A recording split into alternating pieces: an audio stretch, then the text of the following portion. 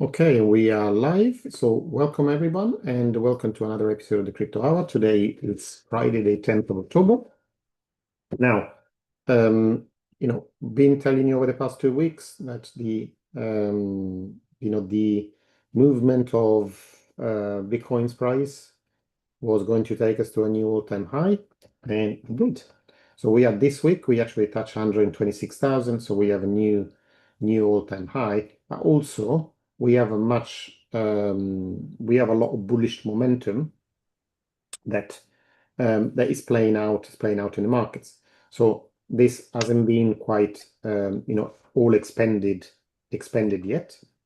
So obviously part of it has been when created a new law, but there are more like long-term indication that we can understand from the movement of price. So we'll have a look at that in a moment. First of all, let's look at what's happened in the wider economy. So we look at the economic announcements in the economic calendar. So let me go and share my screen.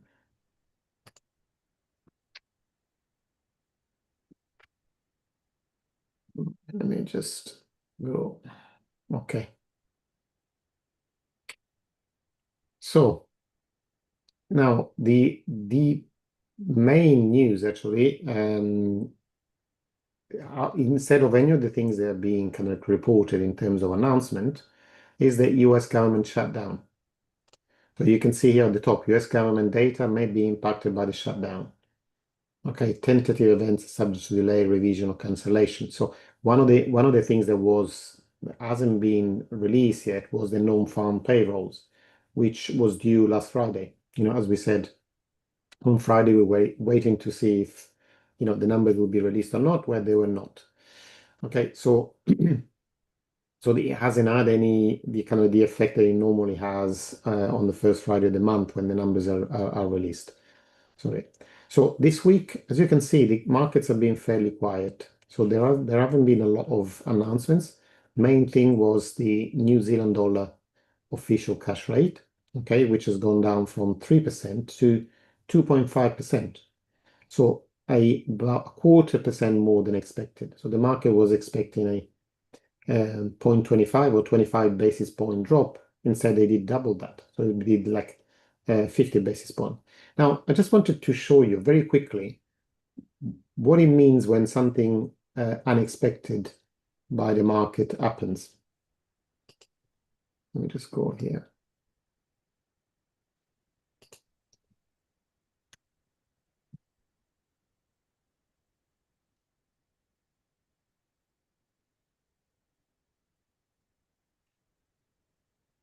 Mm. Okay, can you tell me when the announcement was, but just looking at this chart? So without cheating and Googling everything. 8. Yeah, exactly. So this is the moment of the announcement here. Okay.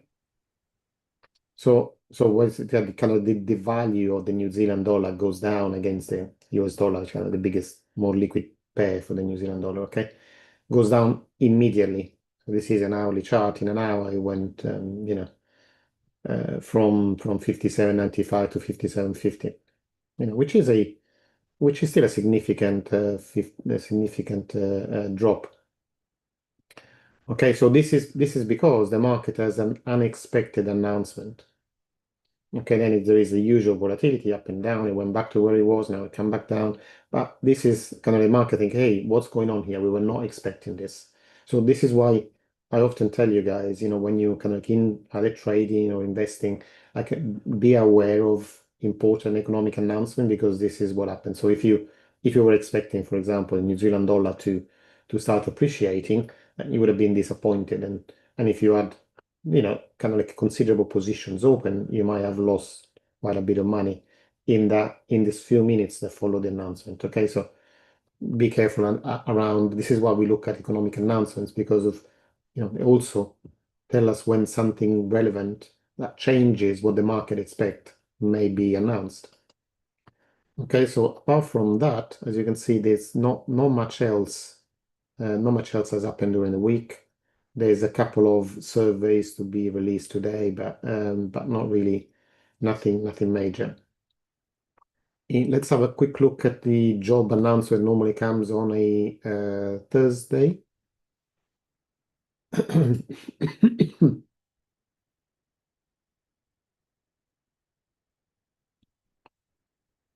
Were they released? Were they released or not? October the 9th. So we didn't get really any announcement yesterday either. Okay, one thing. So while we're looking at this, it's just to show you kind of the direction of travel. Can you see here the 30-year mortgage rate for the US is now at 6.3%. So just show you how the market moves, slowly. This was 7% until a few weeks ago. So you can see already that the effects of of the Fed lowering interest rates and the way they are talking about doing that in the future. President Trump is saying that he wants interest rates to be much lower than they are at 3% or below. So that is reflecting now in the price that you pay to have a long-term mortgage. Okay. And so what that is doing as well is making buying, like having a mortgage, a little bit less expensive.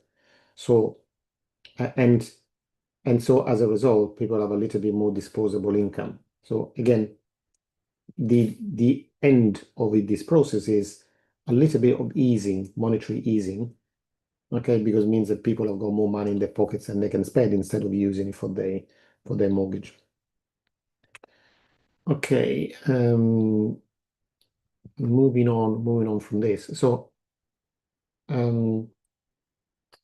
we were in a position not that long ago. I go back to kind of like go back to roughly where we were last week.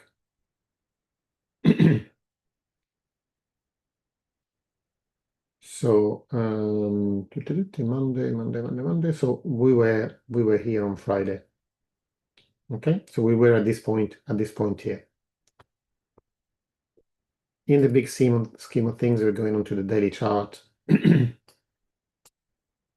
was telling you that once we've moved over that point, the kind of like September bounce, there was nothing else in the way of creating a new all-time high. So can you see this?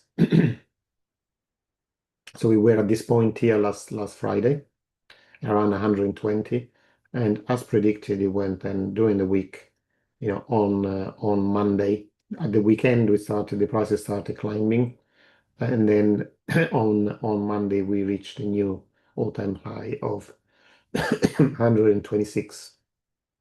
Was 126.2. Okay, since then there has been, so it's, but you guys, for those of you that hold Bitcoin, this is quite a simple strategy, that every time Bitcoin makes a new high, then you can pretty easily sell Bitcoin and buying back for a few percentage point lower. Okay, so we up and now it's 126. It went back down to 119. Okay, and now we are at about 121. Okay, still kind of like historically very high levels.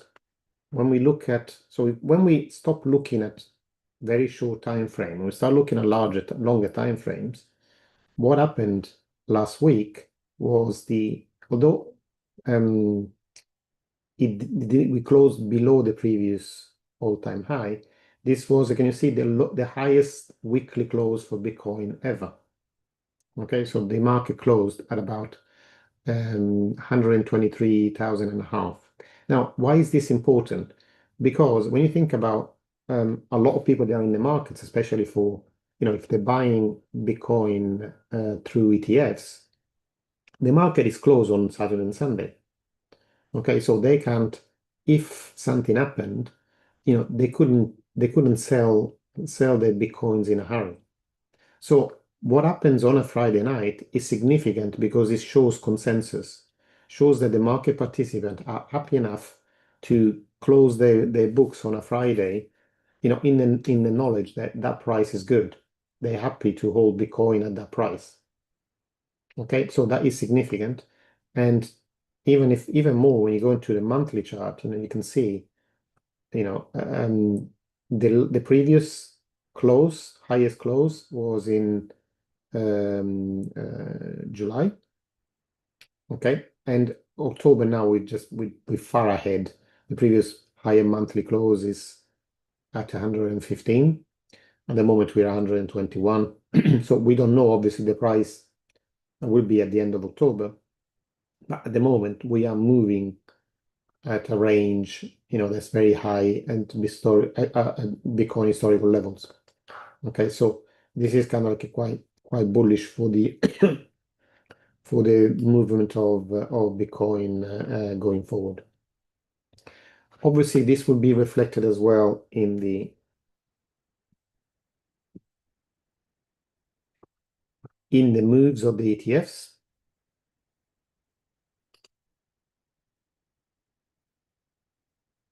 As you can see, Bitcoin has had quite an inflow of new capital in the past couple of weeks. If you look at this week, 1.2 billion, so 2 billion by Tuesday, and we now another half a billion by yesterday. So we got 2.5 billion on new capital flowing into Bitcoin this week, following another week of 985, 1.5, 2.1, 2.5, about 3 billion the week before. So we don't know what's going to happen today, but we had 1 week at 3 billion. This week we're at 2.5 billion already. And we're now at 63 billion of capital inflow since the start of ETFs. So you can see how the effect of institutional buying has had on Bitcoin, and that's not a surprise that we are now at kind of like an all-time high. In terms of Ethereum instead, so have a look at Ethereum as well. Okay, in US dollars. So Ethereum as well has had a good run this past couple of weeks. We have a red number for yesterday, but the week has been positive anyway. About half a billion overall, or a little bit more. Interesting to see, by the way. So these are all the ETFs that are listed. The only green one at the moment is the BlackRock one. So BlackRock is pushing really hard. So this is not just people wanting to buy in BlackRock because they like BlackRock. It's also the activity of the army of advisors that BlackRock has selling their products. And obviously the other advantage being, because they are the largest of the ETFs, their ETF has got a lot more liquidity. So it's easier to buy and sell it whenever they want. So you can see the difference between this column and the other columns. There's a lot more green on this column than anywhere else. Okay, so okay, 17. Let's have a look at our friends as well, or CryptoQuant.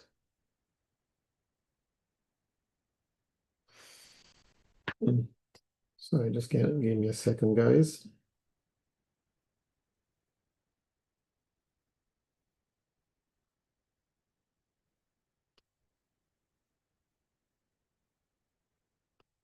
Okay, so looking at the realized price, with Bitcoin at these elevated levels, the realized price keeps climbing as well. So we're now almost at $55,000 per Bitcoin. Okay, remind you that this is the average price that every single Bitcoin last moved at. Okay, so it's an average of the Bitcoin that being bought and sold today and all the way up to when Bitcoin was created. So we're still in the average. There are some coins that were exchanged at, maybe less than $1 per Bitcoin. Don't you wish that you had been, one of the buyers at that point and maybe bought, I don't know, 1,000 Bitcoin as a punt, for something that was going to grow in the future. That would have been nice. And so this is still climbing, and I'm using that. So the way I use this is that I kind of build around the 20% band around it, and pretty much that should determine the floor, the maximum, the minimum level that Bitcoin will reach in the bear market. So 55,000 minus 11 at the moment for me, 44 would be would be the lowest possible level that we will reach. And interesting enough, that was the price when the ETS were launched, was something about 43,900. So we're already above the starting price of when the ETS were launched only in January 2024. And let's also have a look at how much pressure there is in the market with the well, Nupo chart. So we are still in very comfortable levels. So at the moment we are sitting at 50, almost 54, 55%. So remember the danger is when we are moving into the 70s and above 75 historically has indicated the top of the bull market in past cycles. Okay, so so that's telling us we're still not overextended, so we're still fine at the moment. So the market is not greedy or overexcited. So let's have a look if they go here.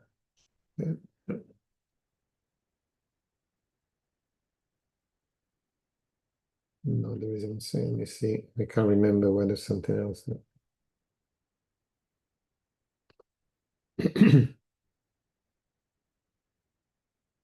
So this is another fun one to look at. A kind of the fear and greed index. So at the moment we're just moving into greed, which is good. I say greed is good, yeah. So depending obviously at the kind of time frames that you are looking at as well, it can change as well. But at the moment the index is at 65, so it's just about moving from neutral to greed, and that's easy to understand because kind of with Bitcoin at those prices, the general holders of Bitcoin now are at a profit. So more than 90% of Bitcoin holders are holding Bitcoin at a at a profit, and we'll see what will happen in the near future. Now, knowing what you know about the economy and seeing what has happened to the stock market. Look at this, for example, this is S&P 500. Look at where it's gone from the 2008 crisis, to the end in March 2009 to where we are today. Okay, grown by almost like, by 900%. Now, question for you, because this is the way that kind of our governments deal with our investments. So do you think that this market has done better than gold or worse than gold in the same time? Because when we price something in a stable asset, and I know gold has got, does vary as well because obviously there are gold mines, so new gold comes into circulation, but it's, compared to cash, it's pretty stable. So when you compare cash with a stable asset, you take away the inflation component. Okay, and do realize as well, and we'll see as well with the price of housing, do this example. So if you buy a house and as an investment, you sell it 10 years later at a higher price, you're gonna have to pay capital gains tax, pretty much, in most countries in the world. But what is that capital gains tax represent? Is your house really worth more in terms of buying power, or is just the inflation? So anybody wants to guess? The way we do this is by basically dividing. We can put formulas as well in TradingView.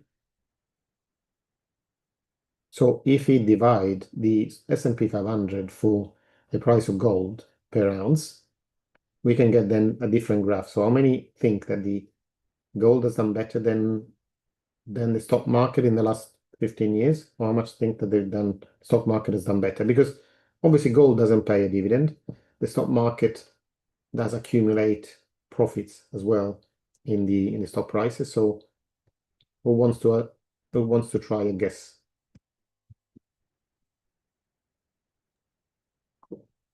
I think over the entire duration that you've just put up, that the stock market has done better. Mhm. But if you paired it back to 2022, which is when gold took off, Yeah, I know, but it's so if you're doing a comparison of the long haul versus the short term, which is what you've been training us to do, to look at the difference in times. the reason I wanted to show you this is also because I want to, train you to look to spot opportunities. Okay, so since 2009, so since the stock market has actually bottomed out at the end of that crisis, is actually, the stock market would have done better than gold.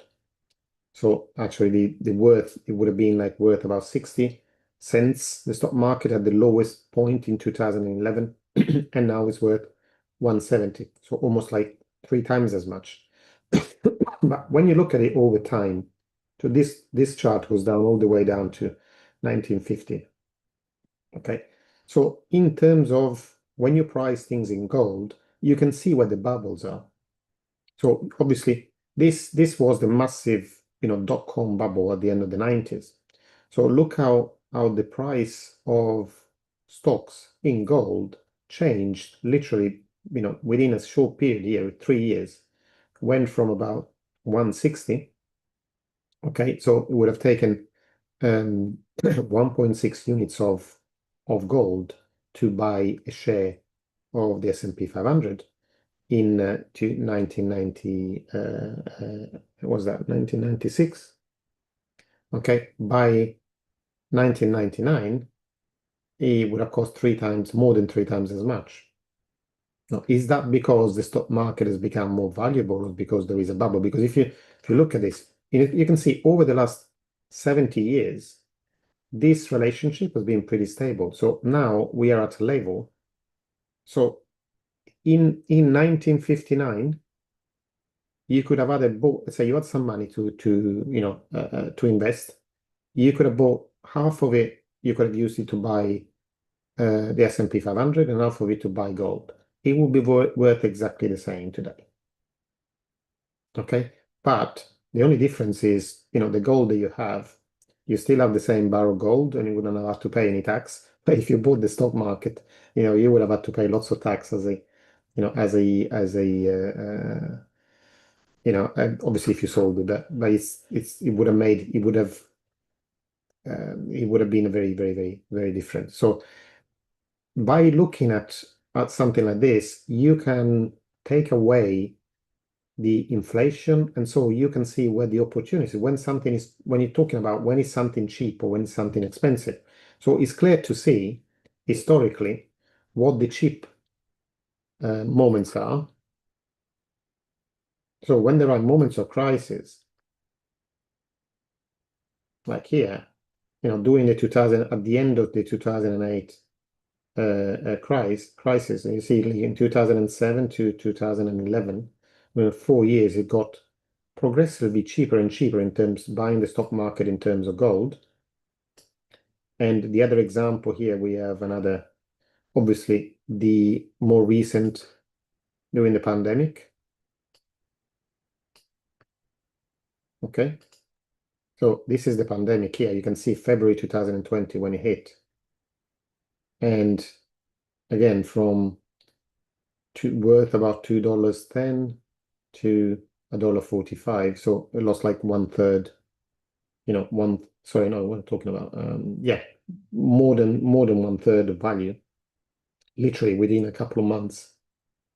Okay, by the time we got to March 2020, so this started on February.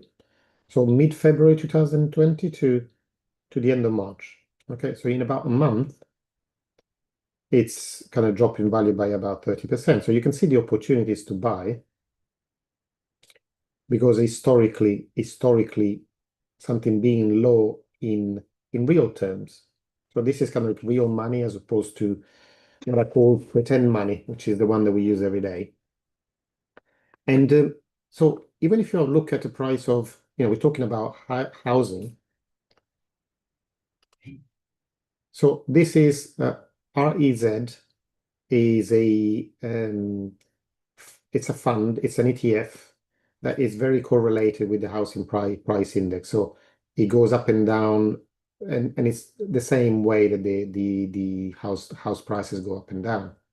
So so this is obviously we don't have such a long time frame as previously, but even now, the price of housing in gold is pretty much the same as we had at the end of the crisis, the big financial crisis in 2008.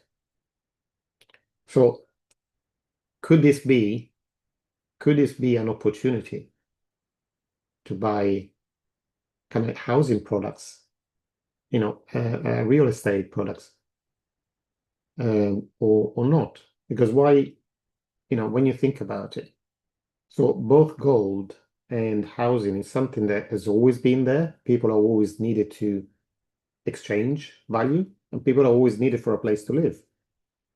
Okay, so there are things that endure in time. So when the price is at extremes, it can identify also opportunities to sell. Like here in 2022, for example, which is by the way when the kind of interest rates started being raised, and so that's another reason for that. But you can see how the points at which some markets are overextended, or the point at which some markets are cheap. Okay, so that's I'm just like speculating. I'm not telling you guys this is not financial advice. I'm not telling you sell your gold and buy houses with it. But in terms of real value, this is telling you that housing at the moment is cheap. Real estate is cheap. Okay, and this is all that. It doesn't tell you anything about gold. Okay, gold is just the means of exchange. But in terms of where we are coming from, it's a lot cheaper than it was even after the pandemic. Can you see that? It would have taken you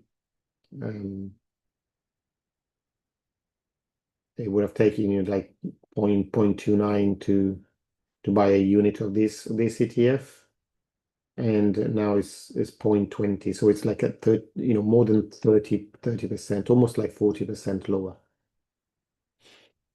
Okay, so by using this little formula, just dividing everything that you are looking at by gold, it gives you an idea of it gives you a reality check. So go and have a look, for example, at the QQQs, okay? The Nasdaq ETF. Pretty impressive. Okay, now you compare it with gold, it will still be pretty impressive. But it gives you a reality check of what's the real growth of the Nasdaq over time. So not as still pretty good, but we are now at the same level, pretty much the same pricing level that we had after the market, the dot-com boom and crash. Okay, so yes, it has gone up since the bottom of the market in 2011. Not as much though as looking at the chart, the initial chart indicate. So it's still gone up by, in gold terms, but 450% over the last 15 years. So it would have been during that time is actually the technology stocks are done pretty well. So they are, in real terms, they've grown by 450%, which is quite impressive over a 15-year period. Okay, so we are talking about an average growth of over 20% a year. And if you look at the overall market, again, we divide it by gold.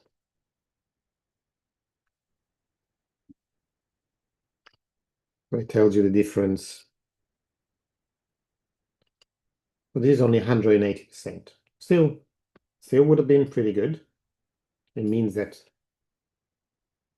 basically, if you hadn't invested in the stock market to get the same returns, okay, this is like real return, so above inflation, I would consider it.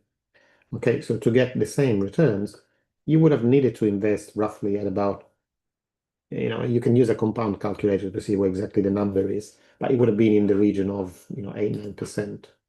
Let's have a look at it. Compound interest calculator. So if you go to, so we say from, oops, sorry, where have I gone? So what we were looking at, it's, so we're going from 59 to 169. Okay. And we got we use whatever, 14 years. So we start with 59. Here's 14. Let's try with 10%. Let's see where that takes us. So 59, no, that's less than 10%. Try 8. So less than 8%. Yeah, roughly around 7% compounded. Okay, so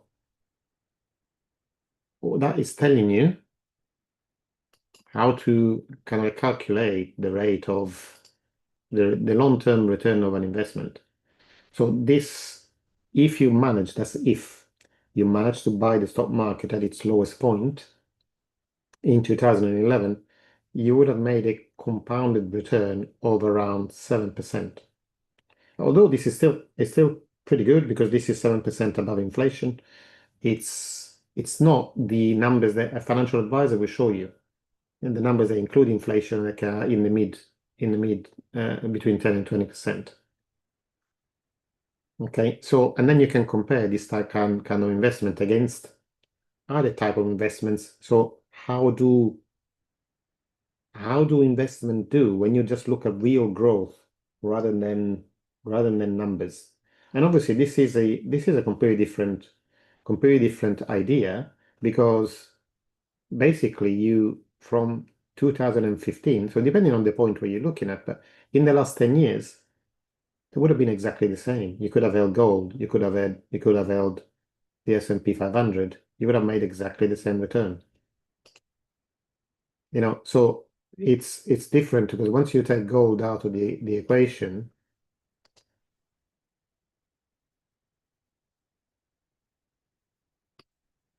yeah, it looks completely different when you look at it. What happened since 2015 to now? You look, wow, I would have made a ton of money. Yeah. But the difference is that if you could have gold and you wouldn't have to pay any tax on it, where the stock, if you sold your shares, there would be again capital gains tax to be paid. And a lot of it as well, because we're talking about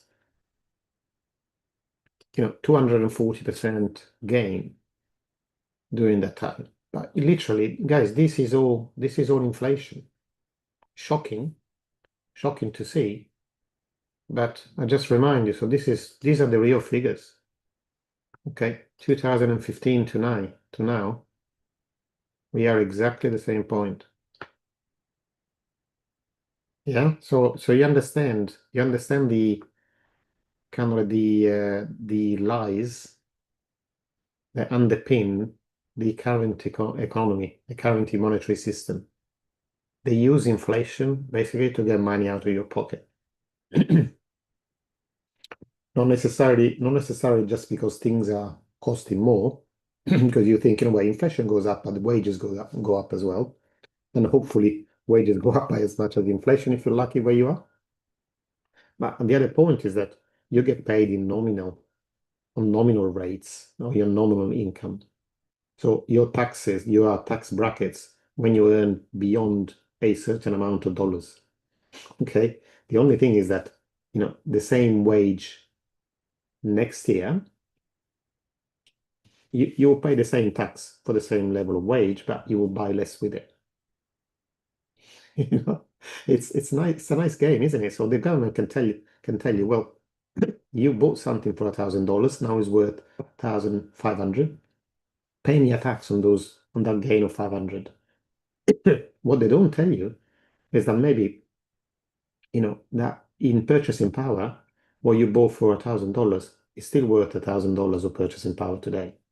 Basically you can buy the same things, with $1,500 that you could buy with $1,000 when you purchase that asset.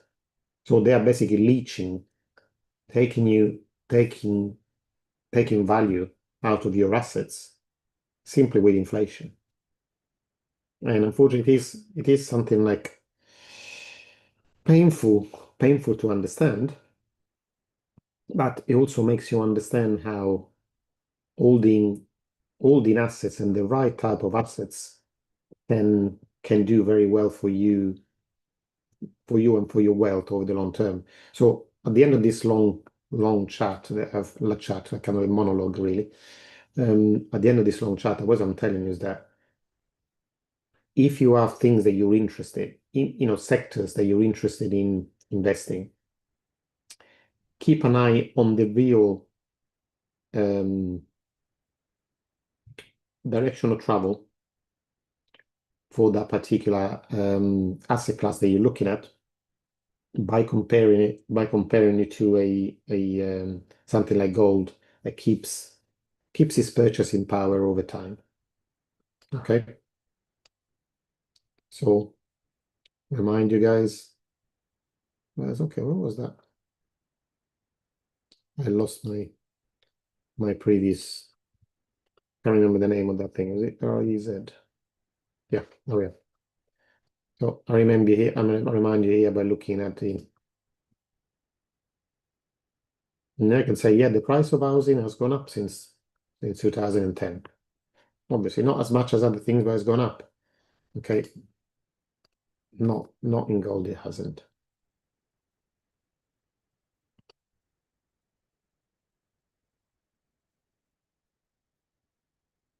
Okay. So this is the way where you can use real price charting to determine, okay, is something I can look as an opportunity. This was the biggest crisis that we have seen in the housing market in 2008, because it was like the housing bubble that caused that crash, and we're now at those levels. So, let's just draw your conclusions. Draw your conclusions from that. But it's quite an interesting way of looking at things. All right, so I think I've spoken enough for today. So I will stop sharing, shut up, and listen to what you guys have got to say.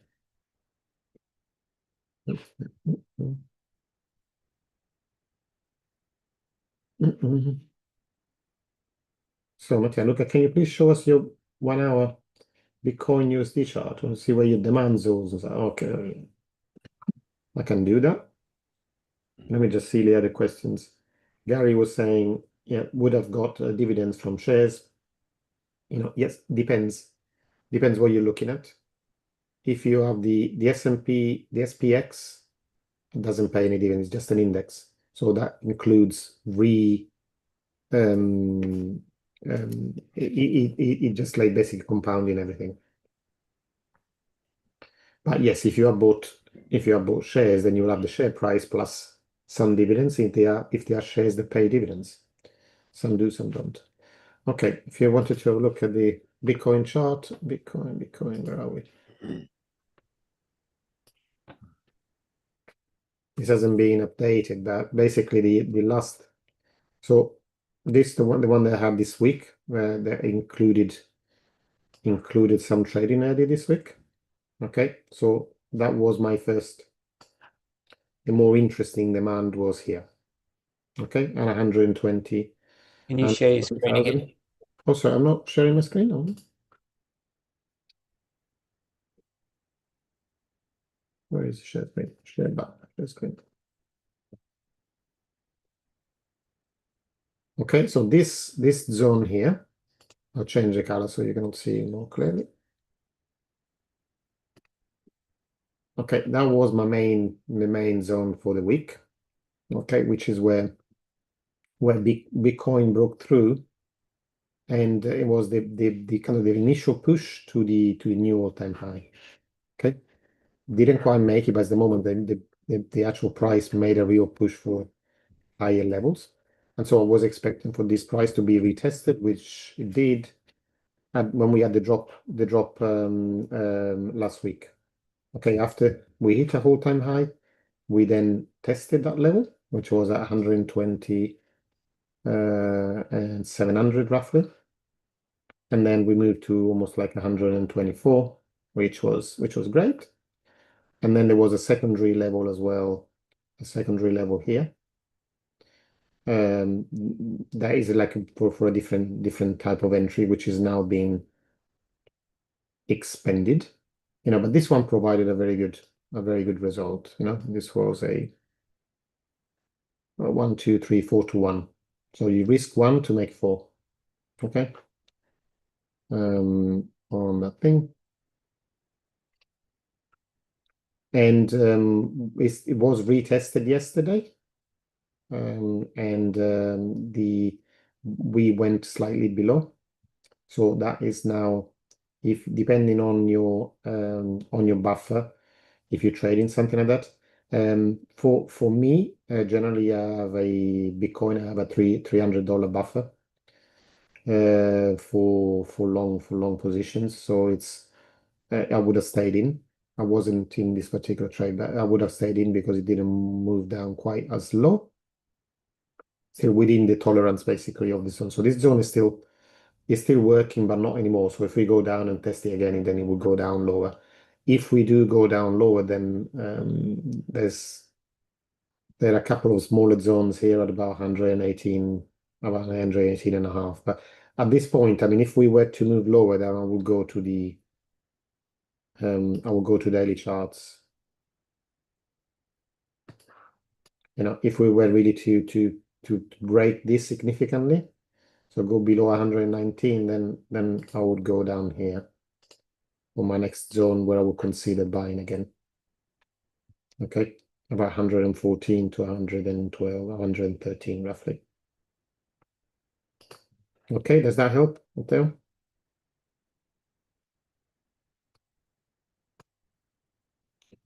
Because if the momentum is interrupted, then you need a strong reason to then reinitiate an up move.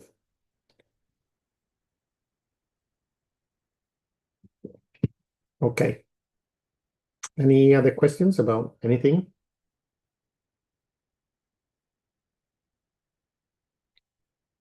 Any updates, Jonathan, about the scavenger phase?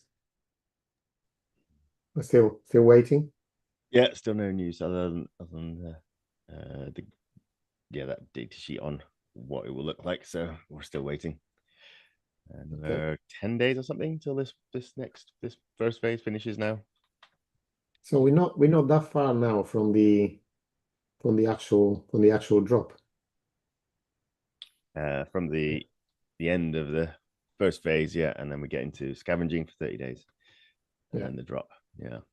So we should be within a few weeks now the midnight airdrop, which is this is what we're talking about, guys. Sorry if I may sound a bit obscure if you don't know what it is.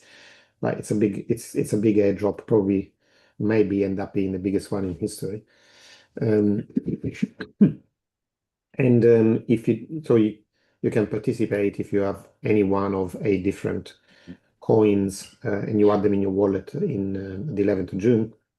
But even if you didn't have any of those coins, you can still in about 10 days time, you can still participate in what is called like a scavenger phase, which is like anybody can take part that with with their computer. We don't know exactly how yet. This is why I was asking Jonathan if he had any news. But anybody will be able to take part, and maybe we'll see how generous that phase is, because it depends on how many people having claimed their allowance basically they were entitled to. So it's whatever is left over that it's available for the scavenger phase. So you'll probably be likely to claim some free tokens by doing some fairly simple task that shouldn't take too much computing power. So, but we'll see. We'll see what it looks like once they announce the details. I would say though it's worth you guys taking notice, because it might end up being quite a good valuable token to hold. Certainly, there's a lot of interest in exactly the same sort of utility that the Midnight Network has given us now. So Ethereum have just released a new paper on their direction of flow, their roadmap, and it's got all the features in that Midnight has. So Midnight has been building for 4 years or something like that, and Ethereum are just writing their academic targets now. So I think they've caught the head of the wave again, which is really cool. Charles Hoskinson's a bit of a visionary.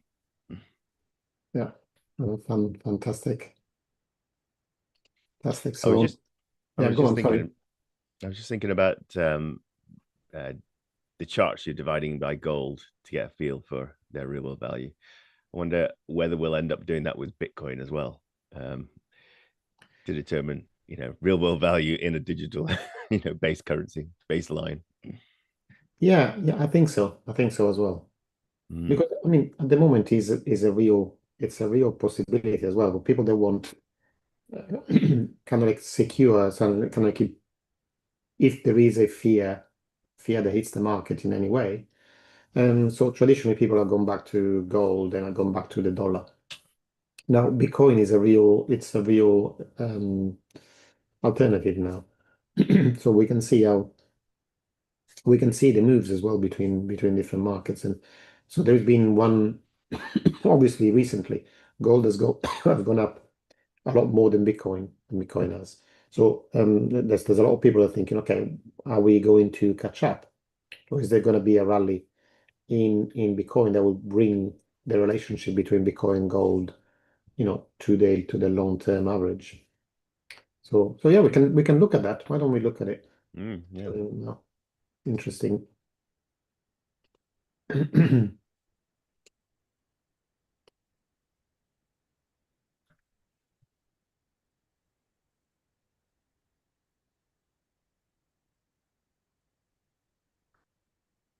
We're going to longish term.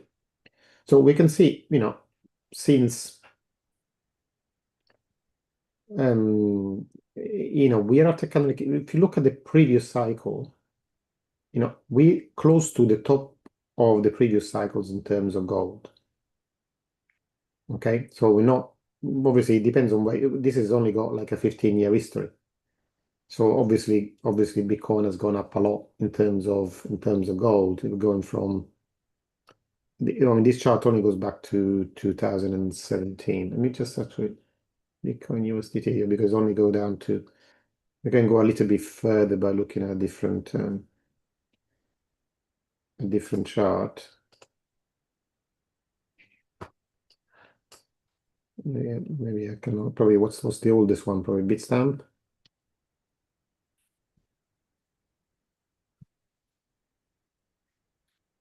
BTC USD.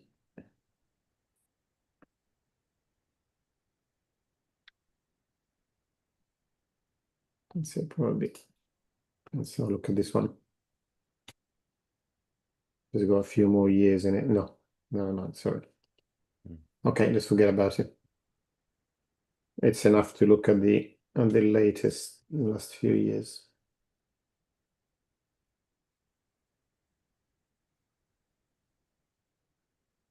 What did I-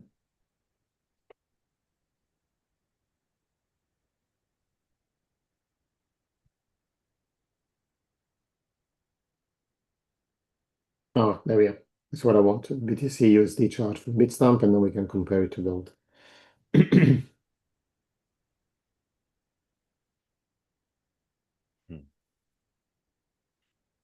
Okay. So we can see, yes, it is, the difference between what it was in 2017 and before. I mean, there's no point in doing that because Bitcoin wasn't as easily available as it is today. But if we compare the last few years, then it's a little bit more significant. So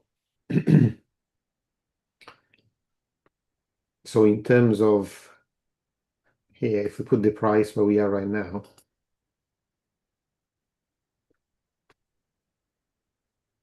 you see where we were at the previous bull market in 2021.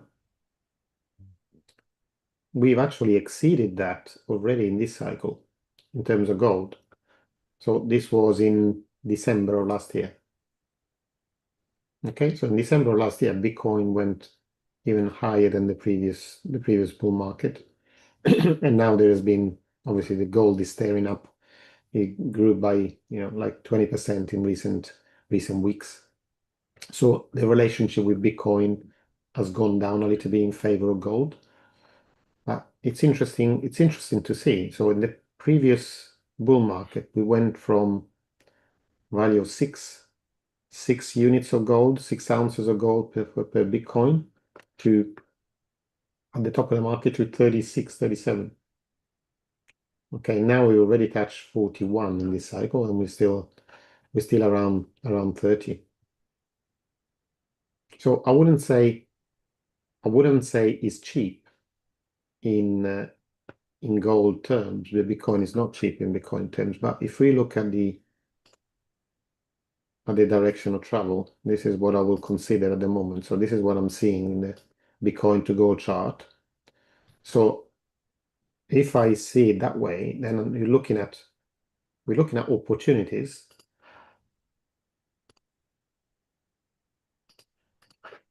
This is where the real opportunity would have been, which is the move that created a new all-time high, and also it created this long-term uptrend here. It would have been down here at a level of about 25.5. That would have been a great entry point. And it wasn't that far away, just April of this year. So you can see how these things can work really well. Can work really well, in terms of determining when something is that's a good price, a good purchasing price, or when it's a little bit overextended. So you could have used that to maybe to get out of a little bit of Bitcoin in December when we were making new highs, when you get the first, maybe not the first time, but the time that we tried going higher again, instead of mid-December here by the end of January, and that failed. That could have been a good indication that may have been worth doing the opposite part of the trade, buying some gold with your Bitcoins and then buy your Bitcoins back a little bit lower. Yeah, interesting, isn't it? Changes the perspective completely. But still, what I'm saying is that at the moment, unless we move below this point here, we still in an uptrend for gold against Bitcoin.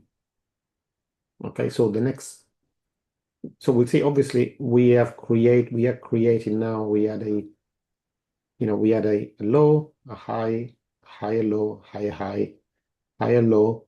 We haven't had the higher high yet, and we have kind of like turning around. So if this was to go lower, then we don't know what the next move is going to be, but it only be confirmed that we're going lower when it's going below 21 ounces of gold per Bitcoin. Okay, which at the moment is with gold at $4,000 will be roughly in dollar terms about $88,000. That would be then the confirmation of the gold to Bitcoin downtrend. At the moment, the uptrend is still the strongest move in the chart. Okay, now having said that, I would love to end this session right now because I've got another coaching session starting straight away. So I don't want to let people waiting. So I stop share, and I wish you all a great weekend. Good trading if you are. Just otherwise enjoy the weekend. If you guys are in Australia and it's nice and warm and sunny, go to the beach. And for us here in Europe, yeah, just get your jumper out and have a bit of fresh air. It's getting very fresh. Let's put it that way. Okay, so I have a great weekend, everyone, and I'll see you.